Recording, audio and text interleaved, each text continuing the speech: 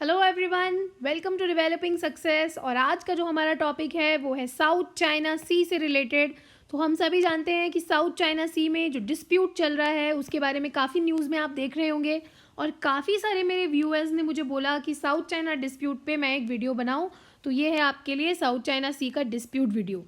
किसी भी रीजन को समझने के लिए सबसे पहले उसकी लोकेशन को समझना पड़ता है। इसीलिए मैं हर वीडियो में आपको वर्ल्ड मैप के थ्रू उसका लोकेशन ज़रूर दिखाती हूँ, ताकि आप वर्ल्ड मैप से भी वाकिफ़ हो जाएं और आपको रीजन का भी एक आइडिया ज़रूर हो। ये जो वर्ल्ड मैप है, यहाँ पे जैसे कि आप आइडेंटिफाई कर सकते हो, this is our India and ये है हमारा चाइना। और इस पार्ट को आप कहते हैं साउथ चाइना सी। जिस पार्ट में मैं स्ट्राइप्स के लाइन बना रही हूँ, इस पार्ट में जिस पार्ट को मैंने डार्क कर दिया है, ये पार्ट है आपका साउथ चाइना सी। जैसा कि आप देख सकते हो कि साउथ चाइना सी जो है वो जो बाकी इंडिया के नेबरिंग कंट्रीज़ हैं जैसे म्यांमार, थाईलैंड, इनके बहुत पास है। और दूसरा ये वाली जो कंट्री है जिसको मैंने अभी राउंड किया, फिलीपींस, और नीचे है आपका इंडोनेशिया, मलेशिया, सिंगापुर।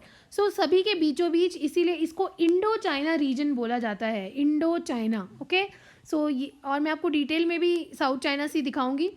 ये रहा आपका डिटेल वाला मैप। तो इसमें सबसे पहले आप बे ऑफ बंगाल को आइडेंटिफाई करिए, ये है बे ऑफ बंगाल।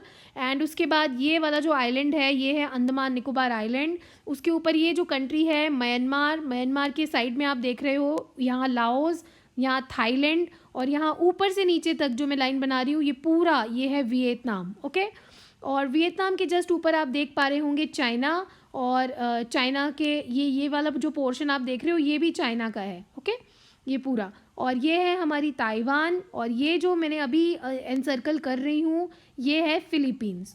और उसके बाद लाओस आपने देखा था, उसके नीचे ये वाला है कैम्बोडिया। जो मेन कंट्रीज़ हैं जो आपको याद रखनी है वो है एक तो ताइवान, एक चाइना, और एक ये वाली कंट्री वियतनाम, और ये फिलीपींस। ठीक है, उसके बाद नीचे की तरफ आप देखिए ये जो कंट्री है ये है मलेशिया। ये भी मलेशिया का पार्ट है, और ये जो मैं अभी बना रही हूँ ये भी मलेशिया का पार्ट है। और यहाँ छोटी सी एक कंट्री है ब्रूनई। ये जो मैंने अभी मार्क किया, राउंड किया, ये है ब्रूनई, ये वाला, ये रेड पोर्शन। और ये जो मैं स्ट्राइप्स बना रही हूँ ये है मलेशिया। और ऊपर आप कंट्री सारे देख ही रहे हो। जो मेन कंट्रीज़ आपको ध्यान में रखनी है वो है ताइवान, चाइना, वियतनाम, फिलीपींस, और नीचे मलेशिया। ठीक है, साउथ चाइना सी जो है वो इन सारे कंट्रीज़ के बीचों बीच है। अब साउथ चाइना सी में कुछ और भी लोकेशंस है जो आपको समझने हैं ताकि आप इशू को अच्छी तरह समझ पाओ। ये जो पहला है ये है पैरासल आइलैंड्स। ये ग्रुप ऑफ छोटे छोटे आइलैंड्स हैं सी के ऊपर, और यहाँ पे नीचे की तरफ है ये स्पार्टले आइलैंड्स, और इधर है स्कारबोरो शोल। ठीक है, ये तीन जो आइलैंड्स हैं, मतलब छोटे छोटे आर्किपेलेगो जिसको हम कहते हैं, छोटे छोटे आइलैंड्स हैं। इन तीन ग्रुप ऑफ आइलैंड्स को आपको याद रखना है। जो सारी डिस्प्यूट है चाइना की वो इन सारी कंट्रीज़ के साथ, पूरे वर्ल्ड के साथ, वो इन तीन आइलैंड्स पे डिपेंड करती है। ये आपने देखा यहाँ पे पैरासेल, ये स्पार्टले, और ये वाला स्कारबोग। ओके, मैं आगे इसको और डिटेल में आपको दिखाऊंगी, लेकिन आप साउथ चाइना सी का जो लोकेशन है वो अच्छे से यहाँ पे क्लियर कर लो। सबसे पहले हम ये समझते हैं कि डिस्प्यूट है क्यों।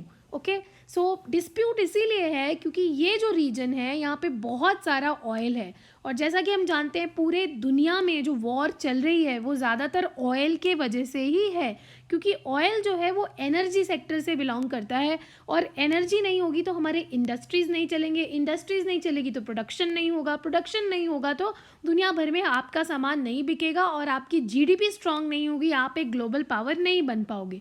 इसीलिए जो पूरी दुनिया में लड़ाई है वो है ऑयल की। और साउथ चाइना सी में 11 बिलियन बैरल्स ऑयल है, और 190 trillion cubic feet natural gas भी है। मतलब इतना ऑयल और नेचुरल गैस है कि अगर चाइना ने इसको एक्सप्लोर कर लिया तो अगले 60-70 सालों तक उसको किसी भी कंट्री के ऊपर डिपेंड नहीं करना पड़ेगा अपनी एनर्जी नीड्स के लिए।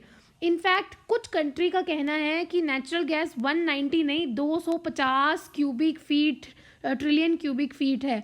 इसका मतलब है कि अगले 100 सालों तक चाइना को किसी भी तरीके की ऑयल और नेचुरल गैस को इंपोर्ट नहीं करना पड़ेगा, दूसरी कंट्री से नहीं खरीदना पड़ेगा अगर वो इसको एक्सप्लोर कर लेता है।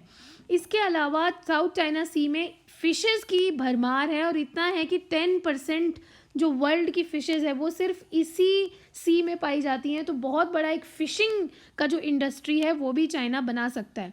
इसके अलावा 33% ऑफ ग्लोबल ट्रेड, मतलब जितना भी व्यापार इस पूरे दुनिया में होता है उसका 33% जो इम्पोर्ट एक्सपोर्ट का रास्ता है वो ये साउथ चाइना सी है।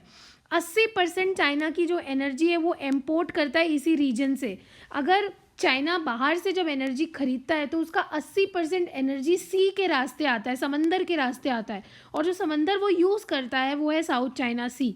और जो पूरा ट्रेड है चाइना का पूरे वर्ल्ड में, वो उसका 40% जो ट्रेड है वो साउथ चाइना सी से पास होता है। तो इसीलिए लड़ाई है और इसीलिए चाइना की जो सारी नज़र है वो शुरुआती दिनों से ही साउथ चाइना सी पे है। सो डिस्प्यूट क्यों है आप समझ गए होंगे। नेक्स्ट मैं आपको ये बताना चाहती हूँ कि जो हमारा वर्ल्ड मैप है उसको आप एक बार अगर अच्छे से समझें, अच्छे से ध्यान दें, तो चाइना का जो ये पार्ट है वो बड़ा ही लैंडलॉक्ड तरीके का है, मतलब चारों तरफ से उस पर लैंड एरिया है, और जो चाइना का ईस्ट पार्ट है उसमें ही सिर्फ आपको सी का एरिया नज़र आएगा। अगर हम चाइना की लोकेशन की बात करें तो ये जो पूरा पोर्शन है, यहाँ से अगर मैं शुरू करूँ, जो मैं लाइन बना रही हूँ उसके साथ साथ आप चलना तो आप इसको बहुत अच्छे से समझ पाओगे। ये पूरी लाइन जो है ये माउंटेन की लाइन है, और जैसा कि हम जानते हैं कि माउंटेन टेरेन से बहुत मुश्किल है रोड्स बनाना, पाइपलाइंस डालना, और बहुत ही मुश्किल है इसके साथ खेलना, क्योंकि बहुत ज़्यादा अगर आप नेचर के साथ खेलोगे तो फिर बहुत ज़्यादा लैंडस्लाइड्स का भी खतरा रहेगा। इसीलिए चाइना का जो ट्रेड है वो सी पोर्ट्स पे डिपेंडेंट है, और ज़्यादातर वो सी से ही एक्सपोर्ट इंपोर्ट पूरे वर्ल्ड में करता है। और जब वो एक्सपोर्ट इंपोर्ट करता है तो उसको साउथ चाइना सी से गुजरना पड़ता है कहीं भी जाने के लिए, चाहे वो ऑस्ट्रेलिया जाए, चाहे वो इंडिया जाए, चाहे वो अफ्रीका जाए, चाहे वो आपका नीचे मेडागास्कर साउथ अफ्रीका जाए, कहीं पे भी जाए तो उसको साउथ चाइना सी का इस्तेमाल करना पड़ता है। इसीलिए चाइना साउथ चाइना सी को लेके इतना ज़्यादा गंभीर है। तो आगे हम चलते हैं कि डिस्प्यूट क्या है। ठीक है, जो मैटर रियल में पता होना चाहिए हम सबको, वो डिस्प्यूट। तो सबसे पहले आप मैप को एक बार और समझें। आपको याद होगा मैंने ये कंट्री आपको बताई थी वियतनाम, ये हमारी चाइना, ये ताइवान, और ये जो कंट्री है ये है फिलीपींस। तो फिलीपींस का बहुत बड़ा रोल है इस डिस्प्यूट में, इसीलिए आपको ये फिलीपींस कंट्री याद रखनी है। इसकी जो कैपिटल है वो है मनीला, और वियतनाम की जो कैपिटल है वो है हैनोई। सो इसकी कैपिटल ज़रूर याद रखें। और ये साउथ चाइना सी में जैसा कि आप देख रहे हो, ये है Paracels island, group of island, ये है स्पार्टले आइलैंड, और ये है स्कैरबोरो शोल। जैसा कि आप देख रहे हो फिलीपींस के बहुत करीब है ये वाला आइलैंड, और पैरासेल आइलैंड्स जो है वो चाइना और वियतनाम के इक्वी डिस्टेंट है। इक्वी डिस्टेंट मतलब इक्वली करीब है। और स्पार्टले आइलैंड्स को अगर हम देखें तो स्पार्टले आइलैंड फिलीपींस के करीब है, मलेशिया के करीब है, ब्रूनेई के करीब है, वियतनाम के भी करीब है, लेकिन चाइना से वो काफ़ी दूर है। सो दूर है पास है, इससे क्या मतलब है? देखो, कोई भी जगह जब आपकी होती है तो या तो आपकी ऑक्यूपेशन हो वहाँ पे, या तो आपने उस जगह को ऑक्यूपाई किया हुआ हो, और या तो वो आपके टेरिटोरियल एक्सटेंट में आती हो। टेरिटोरियल एक्सटेंट का मतलब है आपकी सी बीच जो है वहाँ से 12 नॉटिकल माइल्स की दूरी तक हो। ये मैटर मैं आपको डिटेल में समझाऊंगी। तो यहाँ पर एक कन्वेंशन है जो कि यूनाइटेड नेशन का बनाया हुआ है। सो इस कन्वेंशन का नाम है United Nation convention on the law of sea. ये लॉ क्या कहता है? ये बहुत इंपॉर्टेंट लॉ है, और इसको इंडिया ने भी साइन किया है इस कन्वेंशन को, और चाइना ने भी साइन किया है। 1996 में ही चाइना ने इसको साइन कर दिया था, लेकिन उसके बाद भी चाइना इसकी कोई भी रूल्स को नहीं मानता। तो इसके रूल्स क्या कहते हैं? इसके रूल्स कहते हैं कि आपकी जो सी बीच है वहाँ से आपका जो एरिया है वो है 12 नॉटिकल माइल। सो 12 नॉटिकल माइल तक आपकी जगह है। फॉर एग्जांपल अगर मैं इस बीच को इंडिया का लेती हूँ तो ये जो पार्ट है वो हमारे इंडिया के टेरिटरी में आता है, मतलब हमारी इंडिया की ज़मीन है ये। लेकिन 12 नॉटिकल माइल से लेके 200 नॉटिकल माइल तक ज़मीन हमारी नहीं है, लेकिन इसमें हम फिशिंग कर सकते हैं, इसके मिनरल्स जो हैं वो हम निकाल के यूज़ कर सकते हैं, यहाँ पे हम अपनी इकोनॉमिक एक्टिविटी कर सकते हैं। ठीक है, ये हमारी ज़मीन नहीं है, हम इसको अपनी लैंड नहीं कह सकते, लेकिन क्योंकि ये हमारी ज़मीन के 200 नॉटिकल माइल के अंदर है तो ये यहाँ के जो रिसोर्सेज है उस पर हमारा हक है। ये किसका कहना है? ये इस कन्वेंशन का कहना है। 200 नॉटिकल माइल के बाद का जो एरिया है उसको इंटरनेशनल वाटर बोला जाता है। इसका मतलब वो किसी का भी नहीं है, इंटरनेशनल वाटर। और यहाँ पे जो है फ्रीली कोई भी कंट्री ट्रैवल कर सकती है, इंपोर्ट एक्सपोर्ट का काम कर सकती है, और किसी दूसरी कंट्री को यहाँ पे बोलने की इजाज़त नहीं है। लेकिन चाइना के मैप जैसे आपने देखा, अगर 12 नॉटिकल माइल की बात करें तो ये 12 नॉटिकल माइल हो सकता है, यहाँ तक 200 नॉटिकल माइल, लेकिन चाइना कहता है कि ये भी मेरा है, जबकि इनकी ऑक्यूपेशन यहाँ पे नहीं है। सो चाइना जो है वो इस लॉ को नहीं मानता, जिस लॉ का नाम है United Nation convention on the law of sea, UN clause, ठीक है। सो इस लॉ के वजह से बाकी कंट्रीज़ झगड़ा कर रही हैं। एक डायग्राम मैंने और लिया है, ये भी आप देख सकते हो कि जो समझ लो ये जो है हमारा कोस्ट है, ये वाला कोस्ट है, ये बीच है, और बीच से 12 नॉटिकल माइल्स 24 नॉटिकल माइल्स तक हमारी जगह है, और 200 नॉटिकल माइल्स तक हमारी इकोनॉमिक जोन है। मतलब 200 नॉटिकल माइल तक हम फिश पकड़ सकते हैं, मिनरल्स एक्सप्लोर कर सकते हैं, और 12 नॉटिकल माइल तक उसको अपनी ज़मीन कह सकते हैं। उसका बाद का जो एरिया होता है वो इंटरनेशनल सी बेड अथॉरिटी के अंदर होता है, प्लस इंटरनेशनल वाटर उसको कहा जाता है। ये किसी का भी एरिया नहीं होता, लेकिन चाइना इस बात को नहीं मानता और वो कहता है कि पूरा साउथ चाइना सी मेरा है। एक यहाँ पे डिस्प्यूट क्या है कि चाइना में जो लास्ट डायनेस्टी थी वो थी किंग डायनेस्टी, ठीक है। और किंग डायनेस्टी के हिसाब से ये जो आइलैंड्स थे, पैरासेल आइलैंड्स, कैरबोक शोल आइलैंड्स और स्पार्टले आइलैंड्स, ये सारे उनके आइलैंड्स थे। हालांकि एक बात मैं आपको बता दूं, इन 1930s में इनमें से कुछ आइलैंड फ्रेंच के पोजीशन में थे और कुछ आइलैंड ब्रिटिशर्स के पास भी थे, ओके। लेकिन यहाँ पे जो किंग डायनेस्टी थी, किंग डायनेस्टी वो ज़्यादा से ज़्यादा इन यहाँ पे आ पाई थी और ताइवान में आ पाई थी, लेकिन पैरासेल, स्कारबर्ग और स्पार्टली आइलैंड्स में उनकी ज़्यादा प्रेजेंस देखी नहीं गई है। लेकिन फिर भी किंग डायनेस्टी का दावा था कि यहाँ पे हमारी प्रेजेंस थी। किंग डायनेस्टी के दावे को ही आज चाइना और ताइवान अपना दावा बताते हैं, और वो कहते हैं कि पैरासेल, स्कारबर्ग और स्पार्टले तीनों आइलैंड्स जो ग्रुप के हैं वो सारे उनके हैं। इनफैक्ट पूरा साउथ चाइना सी ही उनका है। सो यहाँ पे आप देख रहे होंगे इस तरीके की डैश बनाई हुई है, इसको कहते हैं 9 डैश लाइन। क्या कहते हैं? 9 डैश लाइन। सो पहले ये 9 डैश लाइन 11 डैश लाइन हुआ करता था, यहाँ भी 2 डैशेस थे, उनको 1949 में हटा दिया गया। क्यों हटा दिया गया मैं अभी आपको बताऊंगी। सो अकॉर्डिंग टू चाइना ये जो 9 डैश लाइन के अंदर का एरिया है ये पूरा का पूरा किसका है? चाइना का है, अकॉर्डिंग टू चाइना। लेकिन इंटरनेशनल लॉ है जिसके बारे में मैंने आपको अभी थोड़ी देर पहले बताया, इंटरनेशनल लॉ का कहना है कि आपका जो एरिया है वो सिर्फ 12 नॉटिकल माइल तक है, और उसके आगे जब आप बढ़ते हो तो 200 नॉटिकल माइल तक आप फिशिंग वगैरह कर सकते हो, मिनरल्स निकाल सकते हो, लेकिन वो आपका एरिया नहीं है। और 200 के बाद का जो एरिया है वो पूरा का पूरा क्या होता है? International water. अब हम डिस्प्यूट को हिस्टोरिकल बैकग्राउंड से समझेंगे। आप ये बात याद रखो कि 1930s में कुछ आइलैंड्स इनमें से फ्रेंच के पास थे और कुछ आइलैंड्स ब्रिटिशर्स के पास भी थे। लेकिन क्या हुआ कि जापान जो है वर्ल्ड वॉर 2 के टाइम पे काफ़ी ज़्यादा स्ट्रॉन्ग कंटेंडर नज़र आ रहा था, और जापान ने बहुत सारे मिलिट्री एस्टैब्लिशमेंट्स इन आइलैंड्स पे बैठा दिए थे और यहाँ से वो अपनी मिलिट्री एक्टिविटी करता था। लेकिन 1949 में जापान को विड्रॉ करना पड़ा, जापान ने सरेंडर किया था वर्ल्ड वॉर 2 में, और 1945 में इन सारे आइलैंड से जापान ने अपनी मिलिट्री एस्टैब्लिशमेंट्स हटा ली थी। उसके बाद 1946 में जो रिपब्लिक ऑफ चाइना थी, जिसको आज हम ताइवान के नाम से जानते हैं, उसने नेवल शिप्स भेजे थे वहाँ पे कंट्रोल करने के लिए उन आइलैंड को, और ताइवान ने ही 11 डैश लाइन की थियोरी हमें दी थी। तो ताइवान का कहना है कि जो पुरानी डायनेस्टी थी किंग डायनेस्टी, उस किंग डायनेस्टी का ही यहाँ पे पूरा राज था, और आज जब किंग डायनेस्टी को हमने मतलब किंग डायनेस्टी को हटा के हम आ गए हैं, तो हमारा ये पूरा एरिया होना चाहिए। 1949 में क्या हुआ कि जैसा कि मैंने आपको इसके प्रीवियस वीडियो में बताया था ताइवान इशू में, आप उस पर जाके दे सकते हैं कि जो KMT कुओमिंटांग की गवर्नमेंट थी चाइना में, वहाँ पे काफ़ी सिविल वॉर चल रहा था चाइना में, और जो कम्युनिस्ट पार्टी थी उन्होंने उनको वहाँ से हटा दिया था और अपना राज बैठा लिया था। तो जो कुओमिंटांग की गवर्नमेंट थी जो किंग डायनेस्टी के बाद आई थी, वो ताइवान चली गई भाग के, और उन्होंने अपनी गवर्नमेंट वहाँ बना ली और उसका नाम लग दिया रिपब्लिक ऑफ चाइना, ROC।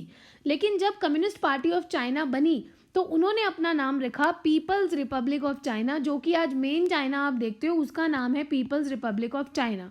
उन्होंने क्या किया, 11 डैश लाइन को 9 डैश लाइन बना लिया।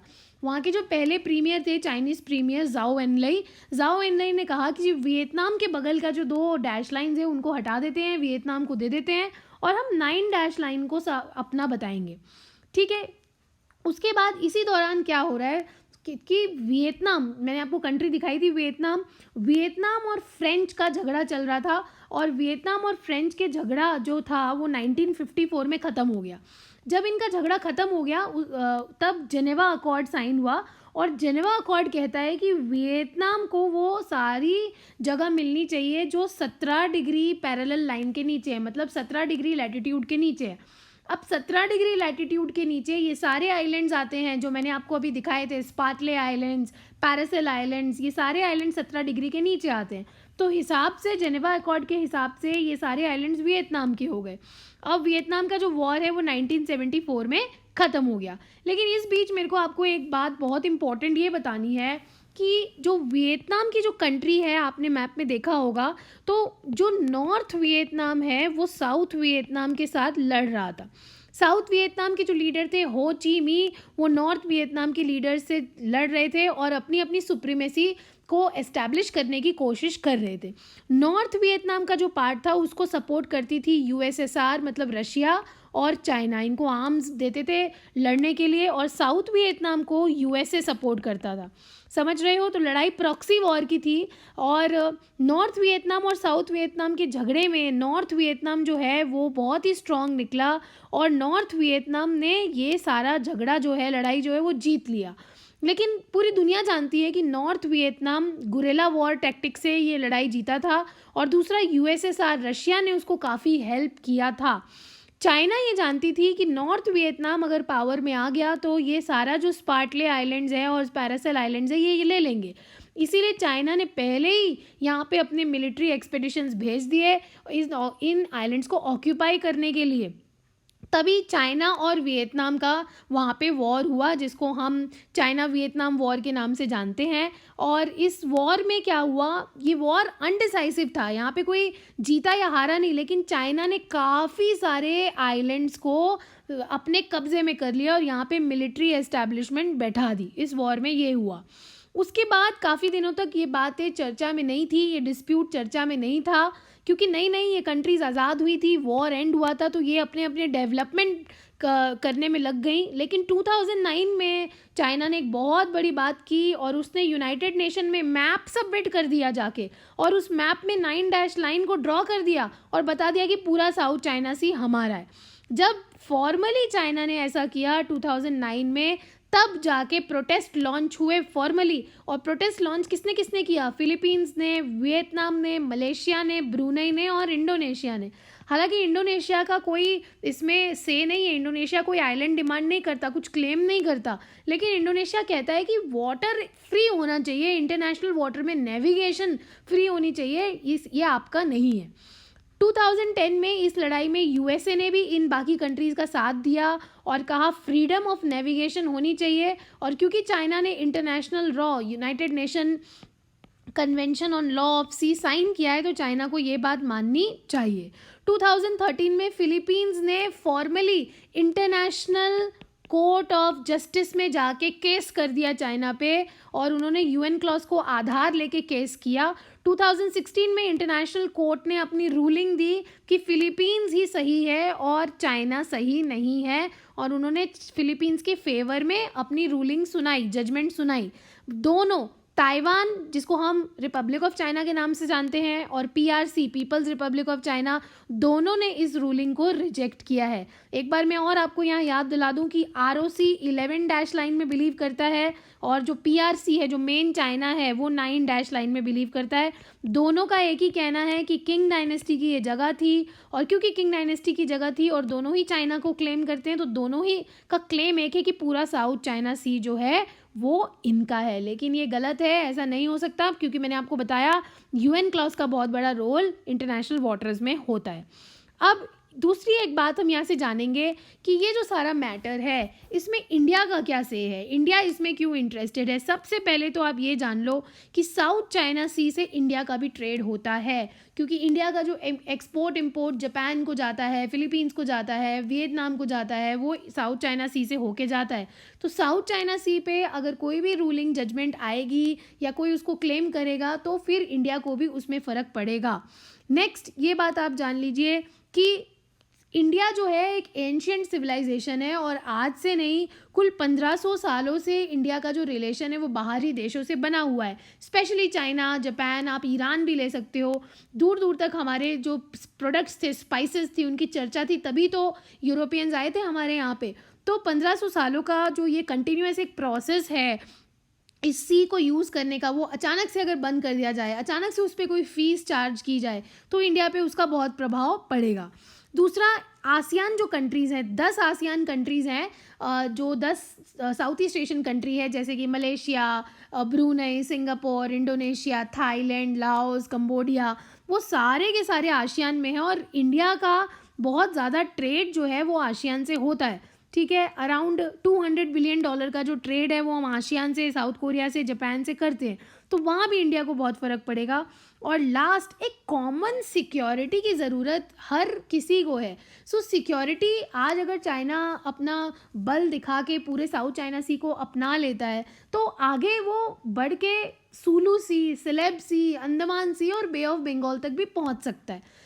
क्योंकि हमारी बाकी कंट्रीज़ के साथ रिलेशन अच्छी है तो हमें भी एक पीस एंड सिक्योरिटी का माहौल जो है वहाँ पे बना के रखना है, और सिक्योरिटी प्रोवाइड कर सकता है इंडिया, क्योंकि इंडिया की जो डिफेंस सेक्टर है वो काफ़ी अच्छी है। तो इंडिया को, वियतनाम को और फिलीपींस को अपने आप को एक सिक्योरिटी प्रोवाइडर के तरह दिखाना चाहिए, ताकि ग्लोबल प्लेटफॉर्म पे इंडिया का भी एक जो है छवि बन सके। सो ये बहुत बड़ी एक अपॉर्चुनिटी है इंडिया के लिए, ये सारे आसियान कंट्रीज़ के साथ रिलेशन अच्छे रखने के लिए। और दूसरा, इंडिया एक सिक्योरिटी प्रोवाइडर की तरह उभर सकता है चाइना के खिलाफ। सो ये था हमारा लेक्चर साउथ चाइना सी पे। आपको कोई भी इसमें डाउट है तो आप कमेंट सेक्शन में मुझे ज़रूर पूछिए, एंड मिलते हैं नेक्स्ट लेक्चर में एक नए टॉपिक के साथ। Till then, thank you and take care.